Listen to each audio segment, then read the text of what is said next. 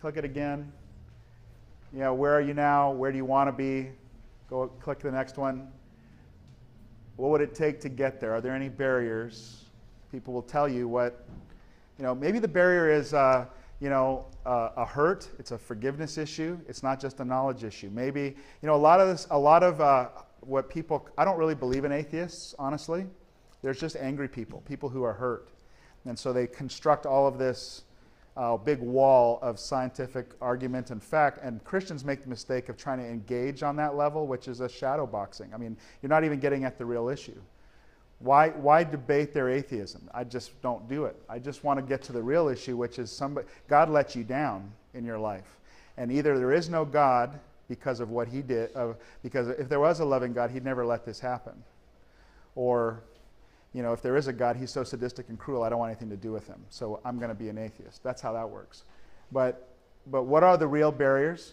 And then I just go to work at helping people, not as a preacher or but just how can I, like if you and I are side by side, how can I help get this rock out of the way? And so I lead them to the next step, invite them. If that original question, you know, do you think God still talks to people today? Well, what's he saying to you? Well, I'm not sure. Well, I think I know what he's trying to say to you. I said, well, he's talking to you because he loves you. I'm into the heart of the gospel with somebody right there. In 4 questions. All right. These are the common issues. My past, God could never love me. Misconceptions about Christianity. They've never met maybe a real Christian. They've met, you know, angry church guy, but they haven't met Christ follower. Okay? Lack of knowledge. Well, give them a little Bible 101, whatever that is for you. I mean, for us, we actually created a little 4-week little guide. You can get these tools like this tool and Bible 101 and all that. They're on Gary Rohrmayer's website, which is yourjourney.org. And that's basically, it is not a prove the Bible, like there's none of this, well, the Bible was written in all this time. It's simply, it just gets the non-Christian reading the Bible, which is there's power in God's Word. So they've never read it before. People who are content, they don't really feel they need to grow, then, you know, why don't you pray? Like, people recognize it's not healthy to not grow. So if they ever put those two, if they ever say to you, well, I'm pretty happy where I'm at, I'm not really interested in growing. Wait a second, I couldn't just say that, did I?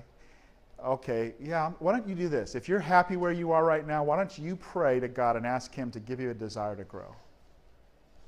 Now, my goal as a person that's a friend is I'm always trying to make that person say, wow. Okay, that's your goal. Your goal is not to get them to say yes to Jesus. Your goal is to leave every conversation with them saying, wow, which is kind of like this. Wow, I never met anybody like that before. Wow, that's not what I thought Christianity was about. Wow, I didn't know that's what the Bible said. Wow, this was actually pretty, when they show up in church, wow, I actually like this. Wow, this made sense to me. Wow, these people aren't like any of the Christians I've ever met. So pleasant surprise, or that wow, is the key to the evangelistic engine going. You know, people having this surprise encounter, and I think that's what Jesus did. That's when Jesus, he never talked like all the other teachers. He sounds totally different. Okay, next one. This works not just friend to friend, but if you want to engage this in your church, here's some other things. You know, we've done this in newcomers, little meet and greets, where we'll just sit down. Here's something that explains the concept behind our church. If you're going to come here, you just need to know that we believe everybody's on a spiritual journey. In fact, why don't you figure out where do you say you are now? Because our goal is to help you as a church move on your spiritual journey. Or I've actually, on an Easter, I've actually done a version of this where we put it in our bulletin, like on the service notes, and we just walk the whole place through and say, where are you at this year? Or maybe sometimes I've done a message at the top of the year in January, and I've said, let's just do a whole survey. It's a brand new year. Nobody wants to stay stuck in the past, stay where we were. And it's not just an evangelism tool. What happens is people are coming to your church all the time, and there's all of those categories beyond the cross. And what most people think maturity is they've just been in church a long time. Well, you guys know people, you can have the most cantankerous people that have been in church for 20 years. They don't look like Jesus at all. So when you ask people to find themselves in the bullets, what you find right here is, I'm a mature, I've been a long time following Jesus. Well, let's just look at it. It says, grasp the meaning of the gospel and the core elements of following Jesus. Shares Christ naturally. Do you do that? Okay, well, good. Now I know where you are. And here's how I can help you grow. It is such a great level set for the mature believers who think that, well, we're just all good and fine. Well, if you've never shared Jesus with anybody, no. So you're introducing discontent. All right? So there's lots of ways. We do this every semester in our small groups. The small groups go on three semester pushes a year. And we ask our small group leaders and train them, put the journey guide in front of your whole group and say, get a goal. Where do you want to grow? So this is a real growth tool for us. It's just like NCD. It really helps us to help people move forward. Back to Luke 10. This is back to the process idea. Jesus said, stay in that house, eating and drinking whatever they give you. The worker deserves his wages. Don't move around the house or from house to house. In other words, I think he was saying when you're looking to impact your life and key people, like think about Paul going to a city knowing I'm going to be here for 3 years. I need to impact the leaders of this city.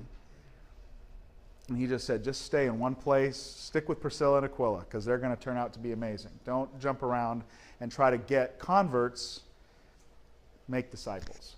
Number 7, or how to network. I thought this was good because maybe a lot of guys I'm coaching, they haven't thought about networking much. They think networking is going to Starbucks and hanging out there. And no, you're not going to, it's not just join something that's in your, like join your Chamber of Commerce, if that's the thing, or join the Rotary Club, or what are the community things. You as the pastor are a leader in your community. Okay, so if you are one of the, like it used to be anyway, but it's less so today, but that's because pastors hang out in their churches. But you as the pastor should go just have the filter. I'm one of the leaders of our community. I should be connecting people. I should let this person meet this person. You should know your mayor's name, and he should know yours. So join something. Learn the art of the pop-in, which is basically, it's an art to learn this, but it's like you stop by someone's office and you're saying, I was on my way to see so-and-so. I had an appointment, but since I was right here, I just thought I would say hello real quick and see if that's an opportune moment. That's the art of the pop-in. You're on your way somewhere, but since I was here, I just wanted to say hello. I don't need to stay. It's kind of like the art is like you don't look like you're coming in. Just kind of like have your body this way, like, hey, I'm on my way, because I'm not trying to intrude, but, oh, you want me to? Okay. So prayer walk, key areas of your city. I think we should be, for me, I prayer bike. I have an exercise, a bike that I ride, and I just ride a whole bunch of, I map out like different neighborhoods, and I pray for homes, and I go and I pray. I became a chaplain for the police and fire department when I came to that community. They didn't have one, so they gave me the keys to all the firehouses, and I got a little badge and a little security code, and I could walk in and do the art of the pop-in on those bored firefighters that are just sitting around all day. Now, over time, I couldn't do that anymore. I did that for 10 years, and then my schedule didn't allow me to do that. But I made an appointment with the chief of both police and fire, gave them my cell phone number. I had a good friendship with them and say, if there's ever a need, if there's ever a crisis, you call, we will be here, and we will be here in force. And I can't go all the trainings. I can't do it now. But we are here, and from time to time, I'm going to check in on it. So I kept the relationship with the chief, but I couldn't do the chaplaincy anymore. Set a regular time in your schedule for networking. I'm still part of the Fishers Rotary Club. Go there every Friday morning. Then watch, pray, wait on God. You cannot make things happen in relationships. You can't make someone fall in love with you. And the old rule about that is that if you try to go like this to somebody, they spring free. So it's better just to, well, I'm here if you need me. and then work on the basics of networking. So that means practice. I don't know what's left here. We're about a few minutes left, and I want to leave some for question and answers. Can I just say the second one? Be a great listener and make a memorable first impression. When I go in to meet a community leader, I want to do the less of the talking. I want them to share like a good counselor. I'm sure you could tell me how to do that better. But I want to ask them how I can serve. I want to ask them how I can bless and make a memorable first impression. I'll give you a story about this. I had a young pastor that we launched out into our neighboring community to plant a church. And I told him to go and meet the mayor, because that was one of his, make a list of the community leaders. You need to go introduce yourself. You're a new pastor in the community, and you're making a courtesy call. Ask for 15 minutes. And I says, do your homework. Don't walk in there. You need to go in there and find out what is important to this mayor. What are the things that he's trying to push through in his community? What are the things that he has, what's on his heart? Read the papers. Go do some. Well, he did the research, and he found out that the guy had just had heart surgery. So when he walked in, he says, hi, Mr. Mayor. Hey, first of all, the first thing I'd like to ask is, are you doing okay? I heard about your recent surgery. Actually, we've been praying for you. How are you? And he went right to, and he knew what was on the heart of the mayor, and he knew that he'd been sick. The mayor canceled some appointments that afternoon and spent 2 hours and walked him personally around to every department. And then said, hey, we're at our mayor's prayer breakfast in a week or two. I'd like you to come and sit at my table. I'll introduce you to all these people all over the community. Amazing. And see, we could do that. Go to the next slide. When you've earned the right to be heard, people will let you tell your story. So once you've come in as a praying person and a listener, and you're a servant, and you've been a friend, see, that's 4 things that have to happen before they'll let you tell your story. You've prayed, you've listened, you've learned, you've served, you've befriended, and then you get to tell your story, but you get to say, God is here, He's changing, and tell them stories of people's lives. Next slide. And you be prepared to give an answer. But do it in a gentle and respectful way. Tell your story. An effective personal testimony is it's usually very short, but it's just, it's a story of it's your story, it's real to you, of how you personally came to place your faith and trust in Christ. And we just need to have that ready. Let me see if there's anything else. Bill Hybels gives a great contrast of like simple statements, like this is what my life was like before. If you can find one word without having to go into all kinds of detail. And by the way, if you want to make your baptism testimonies that people come in your church just pop, tell them, look, we don't want to hear your whole story. But what we do want to hear is if you could say one word that describes what your life was like before you knew Jesus. Do you know what people say? They'll say, well, it was chaotic, or it was stressful. I was always in fear, or I was worried. I was a controller. People know what they were. And then, how did you come to know Jesus? And they say that in 2 or 3 sentences.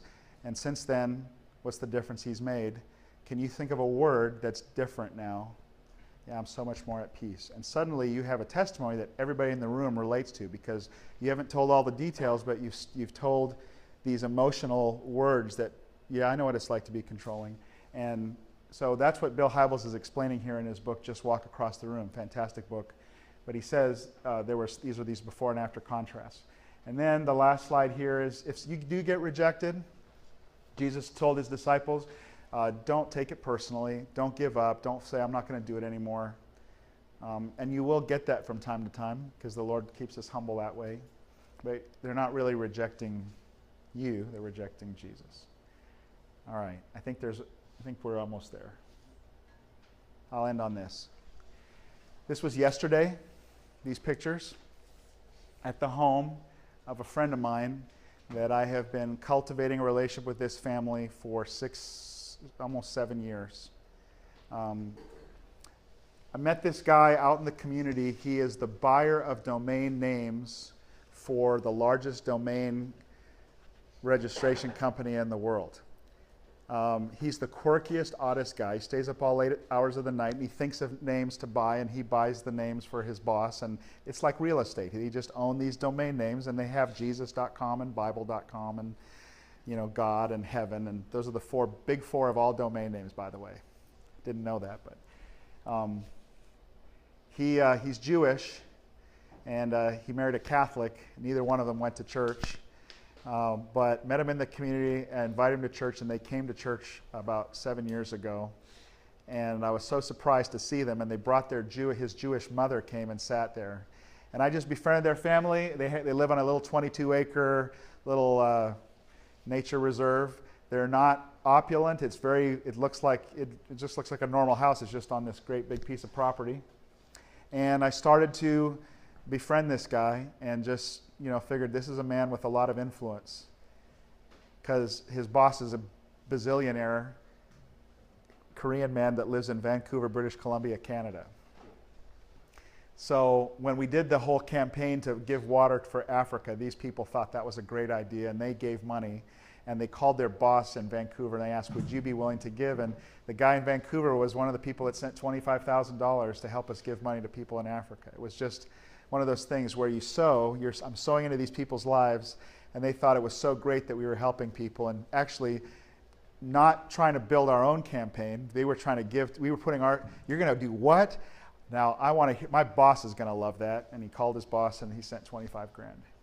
The Jewish guy came to Christ first. The man came first, but his wife, who is the Catholic, held out for a really long time. That's her baptism yesterday in the third picture down. The Jewish mom, I did her funeral 2 years ago, and she would come to church every week, and I had this great rapport with her, and she would say, this young man, I love you, but I wish you wouldn't talk about Jesus so much, but other than that, I love you so much. And I would visit her, this was one of the people, and I just kept up this relationship, and she got really sick 2 years ago, this Jewish woman, and I went to visit her, and the doctor always said the cancer was there and it was imminent, and she looked really scared, and I said, you've heard me for 6 years. Are you ready for this? I've told you how you can have peace with God. She goes, I know. Well, what's in your way? And I didn't pull out the journey guide, but I did a little diagram, and I said, what's holding you back? And she says, well, I'm Jewish, and I'm afraid of what my family would think. And I said, you know what? I totally understand that. That's a big deal. I tell you what, why don't you pray and ask God, if he's real, to reveal Jesus to you? And if Jesus is, ask him to reveal himself to you. And if he is, does it matter what family thinks if God himself speaks to you about who he is? She said, I'll pray. So I prayed with her and I left. The man called me about 5 hours later and said she'd gone into a coma. Came back, and 3 days later, everybody thought she's not waking up. 3 days later, she sat straight up in bed and she says, it's all real. It's all real. I saw the New Jerusalem. Now, she would never have said that. Like, that's a word that's not in her, this is not in this lady's vocabulary.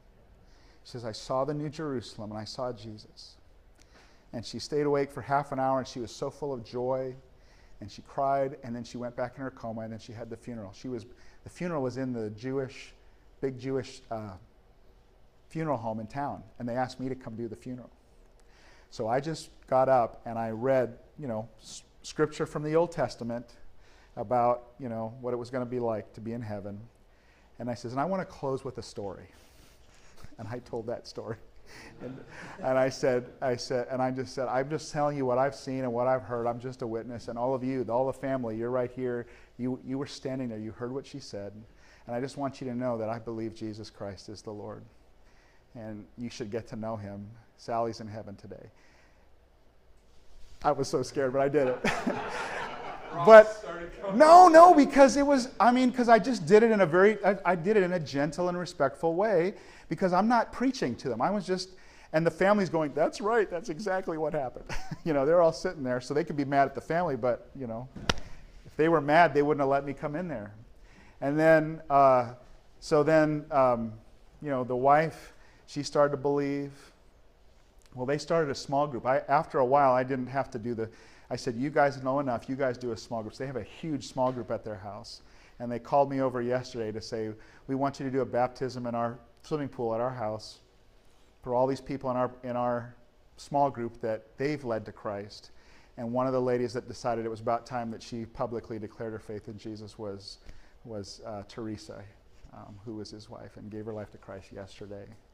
And those to me feel like I'm very personally involved with that. I brought out our video cameras, and we had a big group of people standing around. We're going to play that story back. We're going to tell some of those stories. Do you see how contagious that will be? How when I ask people, you need to invite some people to church this Sunday, because don't ever underestimate the impact of your invitation. People are going to respond. Blessed are the eyes that see what you see, Jesus said. For I tell you that many prophets and kings wanted to see what you see, but they never saw it. And to hear what you heard, but they didn't hear it. We're so privileged to understand the gospel and to have the ability to share it and to see. I could keep going, but time's up. Questions? Comments? In what context, or how do you do this equipping in the church? That's the next session. Now you take this from your life, and how do we equip? I'm going to try to give you some strategies on that. You're welcome. This may be a goofy question. Thinking through this and thinking about it in our context and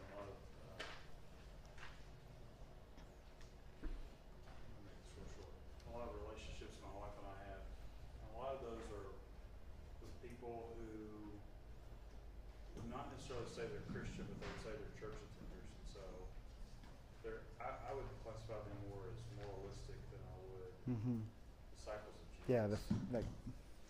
So how do you kind of break through that? You're sure you come up against that. How do you work in that culture where people feel like I'm okay and you're okay, and so because we have this cognitive agreement about who God is, we can have these conversations. But when you start talking discipleship, people compartmentalize. They have this is my faith, and it's private to me.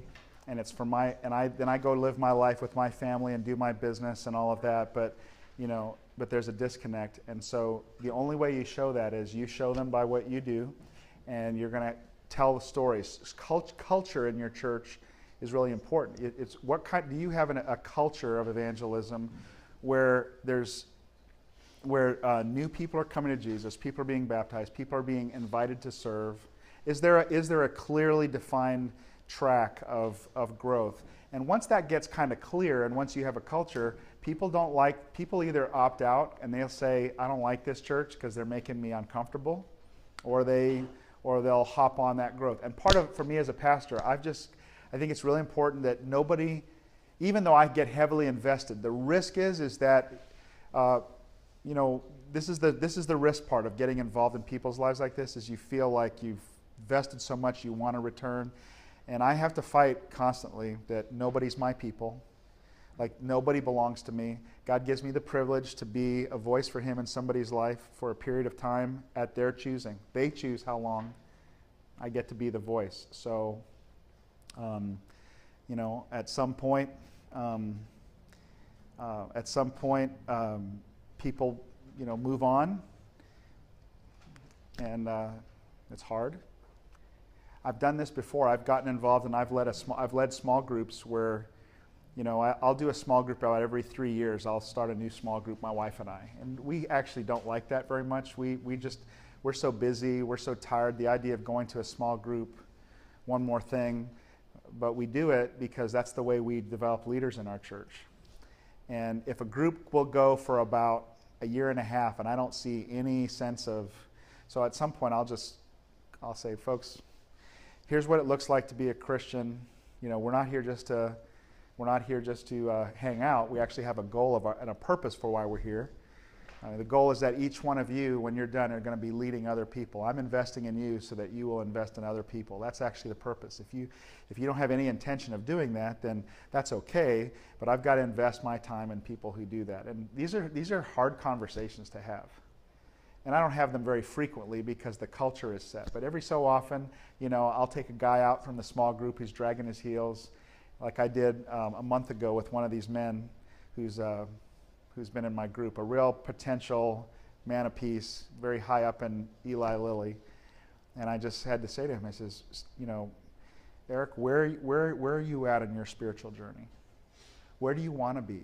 I'm not here just to hang out with you. I'm here to help you grow. If you don't want to grow, that's okay. Just tell me. But, I had to reset the relationship because he just wants to, can hang out, and it's nice. He's glad that he knows the pastor of a big church, and so you do have to reset it. Yeah. What's the general? I know you can't speak to specifics on every relationship you have, but what's a typical timeline of amount of time you spend with somebody before you're breaking up this kind of conversation? Man, it is so different because I can get onto this on a plane with somebody. I mean, I can sit on a plane and say, hey, what? And they ask me, well, what do you do for a living? And I say, well, I'm a pastor of a church. And you get that. Somebody mentioned that earlier. And then you have one of those surprising conversations, and you say, well, no, I just help people. I help people talk to God, and I help people help people hear God's voice. You think God still talks to people? Yeah, I don't know. And we get into it, and somewhere along the way, they'll say, well, I haven't. You can tell that they're engaging. And that can happen really quickly. And once this tool helps you figure out, so I told this one lady recently, I said, you need to get into a church when you get back to go find a church with people like there in every city. Or you can just watch online. I mean, if you watch online, I'll give you a shout out next week. And she said, what? You're not going to do that? I said, I absolutely will. If you watch, you're online, I'm going to give you a shout out next week. So sure enough, so we're there at our 11 o'clock services. Hi everybody, welcome. We'd like to welcome you, welcome all of our campuses. And then I said, hey, and shout out to, Joanne from the Southwest flight, And, it's amazing where, I did that on purpose because it's telling my people again that I'm having spiritual conversations with people on airplanes. And this is normal, and you should be doing that too. So there's airplane conversations, and those are a little easier because it's not like a neighbor. An airplane conversation, the person knows, like, this is ending in 2 hours, and I might never have to see you again, so there's less risk. With my neighbor, it takes a really long time. I just baptized my neighbors last year, and I was in their lives for, it's been 9 years now. And neighbors, when they know you're a pastor, they're like, did a priest just move in our neighborhood? What the heck happened? We live next door to. So it's this wall, so it was very small things. And I have a neighbor on my other side of me who is not yet cracked. But I got a snowblower this year. In the Midwest, we had a terrible winter. And I snowblowed his driveway and his walks every single snow that we had. And now he's talking to me. He doesn't want to talk about anything, and he wants to keep it shallow, but at least we're talking. So.